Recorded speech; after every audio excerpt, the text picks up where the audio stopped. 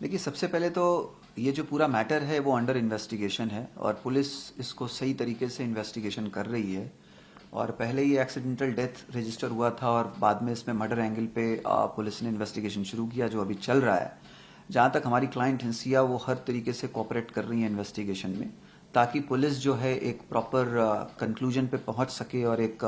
Proper जो chargesheet जो होना चाहिए और जो ट्रुथ है वो सामने आ सके। और इस पे मैं चाहता हूँ कि जो हमारी टीम और जो हमारी क्लाइंट हैं सब जो है यही चाहते हैं कि ट्रुथ सामने आए। और जहाँ तक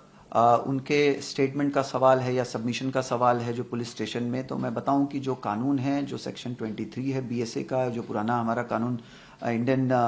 एविडेंस एक्ट में जो सेक्शन 25 था, उसके हिसाब से अगर कोई भी कन्फेशन या कोई भी स्टेटमेंट सबमिशन अगर दिया जाता है during detention by the accused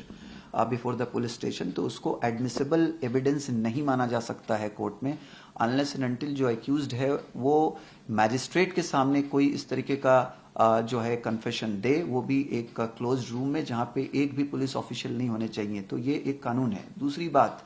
कि कोई भी एक्यूज जो है वो उसको प्रेशराइज नहीं किया जा सकता कि वो खुद अपने अगेंस्ट विटनेस बने। और जहां तक इस पूरे केस का सवाल है, तो जहां तक मैं देखा हूं, हालांकि भी चार्जशीट फाइल नहीं हुआ है, उससे और क्लैरिटी आएगी, लेकिन जहां तक मेरा मानना है कि कोई भी इसमें कोई इंडिपेंडेंट विटनेस नहीं है जो इस बात का जो है को प्रूव करे कि मेरी क्लाइंट ने इस तरीके का कोई भी क्राइम कमिट किया है। और जो भी हम देख रहे हैं या हम समझ रहे हैं मीडिया में या जो बोला जा रहा है, मैं वो मानता हूं कि वो एक रिजनेबल डाउट क्रिएट कर सकता है, बट रिजनेबल डाउट का ये मतलब नहीं है कि कोर्ट उसके बेस पे किसी को कन्विक्ट कर दे। क्योंकि जैसे हम अलग अलग कानूनों की बात करें, अगर कोई ड्रग्स का मामला हो एनडीपीएस का, तो प्रूफ करना पड़ता है एक्यूज्ड को कि वो जो है इनोसेंट है, या कोई मनी लॉन्ड्रिंग का मामला हो पीएमएलए में, तो एक्यूज्ड को प्रूफ करना पड़ता है कि वो इनोसेंट है। लेकिन जहां पे हीनस क्राइम जैसे मर्डर का अगर मामला हो, तो यहाँ प्रोसिक्यूशन को प्रूव करना पड़ता है कि जो एक्यूज्ड है वो गिल्टी है। तो ये गिल्टी प्रूफ करने के लिए हमें ये देखना है कि प्रोसिक्यूशन के पास कितने पुख्ता सबूत हैं इस बात को साबित करने के लिए कि जो सिया हैं उन्होंने ऐसा कोई भी क्राइम कमिट किया है। तो एट द मोमेंट ये कहना कि उन्होंने ये कहा है या वो कहा है, वो बिल्कुल एडमिसिबल नहीं है, अनलेस एंड अनटिल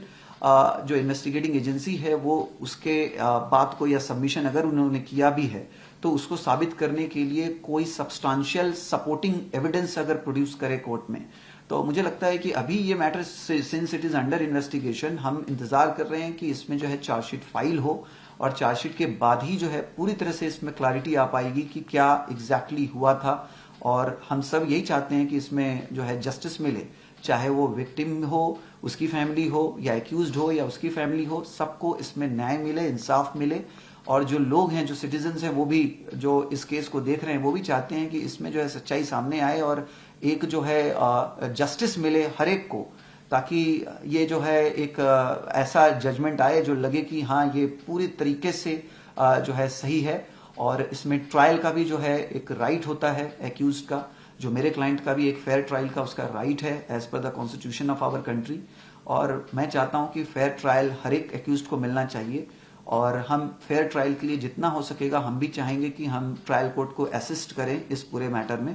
ताकि ट्रायल कोर्ट एक सही कंक्लूजन पे जो है पहुंच सके। अभी 29 को जब उनकी पुलिस कस्टडी खत्म होगी तो आप रिप्रेजेंट करेंगे, तो जी क्या स्टैंड होगी कि पुलिस कस्टडी की तो दी है? जी जी बिल्कुल, उनको हम रिप्रेजेंट करेंगे 29 को, क्योंकि जो रिमांड दिया गया था पुलिस कस्टोडियल रिमांड कोर्ट के द्वारा, और मुझे लगता है कि वो अभी इन्वेस्टिगेशन काफी हद तक हो चुका है। So far as CI is concern, मुझे लगता है मैक्सिमम सवाल और इंफॉर्मेशन जो है ले लिया गया है, और काफी सफिशिएंट टाइम कोर्ट ने दिया है कि जो है इसमें ट्रुथ सामने आ सके। तो हमारी यही कोशिश होगी कि इसमें जो है उनको जुडिशियल कस्टडी अब मिले, और अगर पुलिस बोलती है कि उनको जो है पुलिस रिमांड फर्दर चाहिए, तो वो भी अपने ग्राउंड्स पेश करेंगे कि किस ग्राउंड पे चाहिए और क्यों इतना वक्त लगा, या और वो क्या आगे इन्वेस्टिगेट करने वाले हैं जो है एक्यूज्ड को कस्टडी में रख करके। तो इन्हीं विषयों पे जो है मुझे लगता है 29 को हमारा आर्गुमेंट होगा दोनों साइड से, और बेस्ड ऑन दैट कोर्ट को जो सही लगेगा in the interest of justice, court बिल्कुल उस हिसाब से इसमें फैसला देगा। सर एक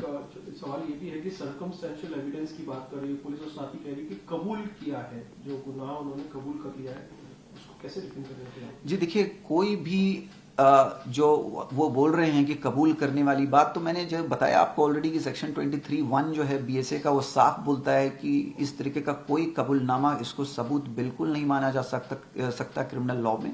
उसका कारण ये है कि उस समय एक्यूज जो है अंडर प्रेशर होता है, अंडर थ्रेट होता है, पुलिस के डिटेंशन में होता है, तो इसको बिल्कुल नहीं माना जा सकता है। अब अगर वो फ्यूचर में अगर मैजिस्ट्रेट के सामने in absence of any police official अगर क्लोज रूम में वो एक प्रोसेस को फॉलो करते हुए अगर कोई ऐसा एडमिशन करती हैं तो बात अलग होगा। एज ऑफ नाउ ये एडमिशन जो है it is not any piece of evidence.